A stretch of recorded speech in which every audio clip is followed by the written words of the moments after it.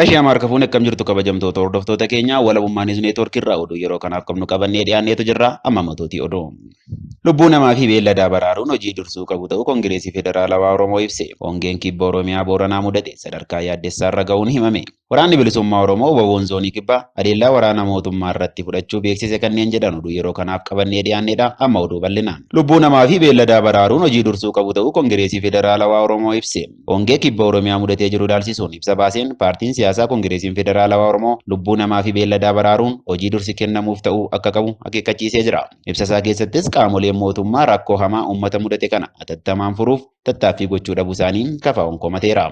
Mootummaan uummata yeroo filannoo fi maallaqa funaannachuu qofa yaadata kan jedhe KFO'n rakkoon hongeen mudate kun sadarkaa kanarra osoo hin gahin furmaata itti gochuun kan ture xiyyeeffannaa kennuu dhabuu mootummaatiin daraan babal'achuu isaa hubachiiseera. Balaan hongee kun godina Booranaa irraa gara godina Gujiitti illee babal'ataa akka jiru kan eeru ibsi KFO rakkoo hongeen mudate kana silaa mootummaan gabaa gahaa beellada bitu dhiyeessuu bishaan uummata akka dhaqqabuuf tattaaffii taasisuu dabalatee dirqama fudhatee furmaata yaaluu qabu iyyaaliin hafe jechuun komateera. Hongee kibba Oromiyaa Booranaa mudateen beelladoonni hedduun lubbuu dhabaa jiru kan jedhu ibsi KFO itti dabaluunis balaan hongee kun beellada ajjeesurra gara nama ajjeesuutti ce'ee akka jirullee KFO'n ibseera.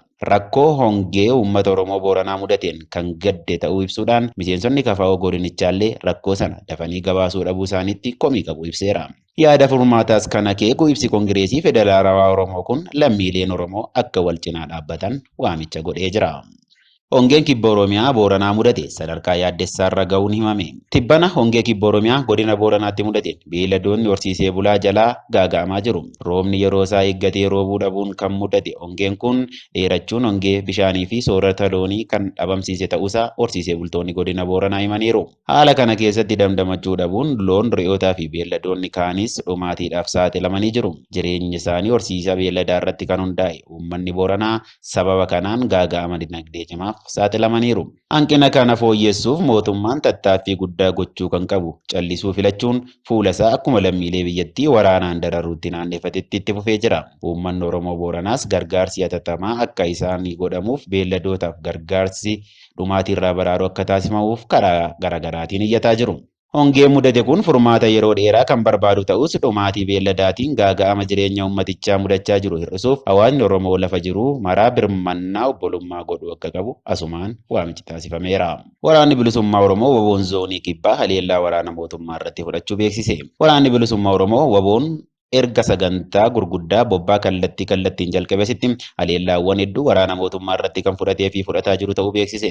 Bobbaawwan zooniilee waraana bilisummaa Oromoo keessa socho'u bakka adda addaatti maqaa gameenyii qabsaa'ota Oromoo kanneen miseensa WBO ta'uun lolaa turanii wareegamaniin moggaasaa laachuudhaan haleellaa jalqabuusaa baatii 4 dura kan beeksise ajajni olaanaa WBO tarkaanfii humnoota diinaa irratti fudhatu cimsee itti fufaa jiraachuu ibseera.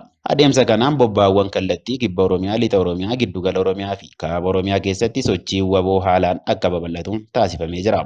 Haala kanaan onkololeessa 14/2021 waraanni bilisummaa Oromoo WBO'n zoonii kibbaa Konyaa Gujii Lixaa, Cibraan, Madda Albuudaa, Buttaan Baddaa Magaadaa fi Malkaa Soddaa waliin ta'uun haleellaa ganama jalqabeen waraana mootummaa irratti injifannoo galmeessisuusaa beeksiseera. Kunis Konyaa Gujii Lixaa aanaa Bulee Horaa mooraa diinaa irratti yoo ta'u, dabalataan humna birmannaaf deemtu aanaa Bulee Horaa ganda Eebaal irratti tarkaanfii fudhatamedha. Loladdoo lamaa kana keessatti loltuun mootummaa namoonni 23 battalatti yommuu du'an namoonni 28 madoor damdammii hin qabneen adabamaniiru.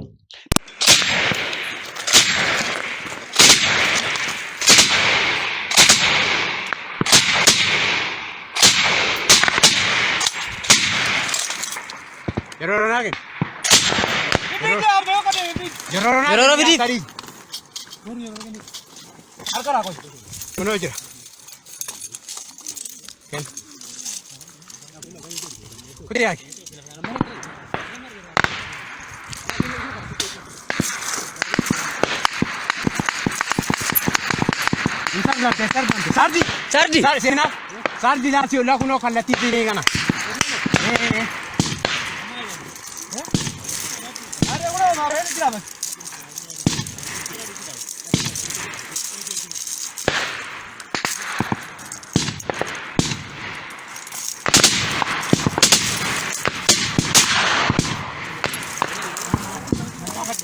Achifte?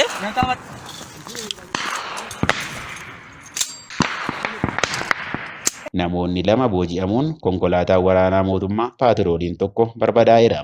Qawwee AKM 12 fi meeshaa garaagaraa booji'uun dantaa qabsoo uummata Oromoof oolcheera jechuun waboon ibsee jira. Gara fuulduraattis tarkaanfii wal fakkaataan bifa qindaa'een humnoota diinaa irratti kan fudhatamaa deemu ta'uun waboon ibseera. Egaan kabajamtoota hordoftoota keenyaa oduu yeroo kanaaf qabanne isan gammaa ture qophiilee hafan waliin turtii gaarii jenna.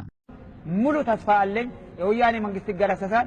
ነገር ግን የባሰ የነፍጠኛ አናዘር የኖ ፋሽስት ነፍጠኛ መንግስት መልሶ እንዳይቋቋም መታገል ነው። ወያኔን በቀኝ እጅ እየተዋጋ በግራ እጅ የቀድሞ ነፍጠኛ እንዳይንሰራራ መዋጋት ነው። ያልተገባ ጋብቻ መፍጠር አስፈላጊ አይደለም። ሊበሉ ሊገሉ ሊወሩ እንትን የሚሉትን የአበሻ የቀድሞ ፋሽስት ድርጅቶች ፈጥሞ ከነሱ ጋር ግንባር መፍጠር አስፈላጊ ኔቨር ዲፊትስት የሆኑት አሁን በኦሮሞ አካባቢ ቀድሞ በኦሌፍ አካባቢ የነበሩት ገፍተን እንሰራለን እያሉ ያ አብሶሉትሊ የፖለቲካ ሽርሙጥና ነው።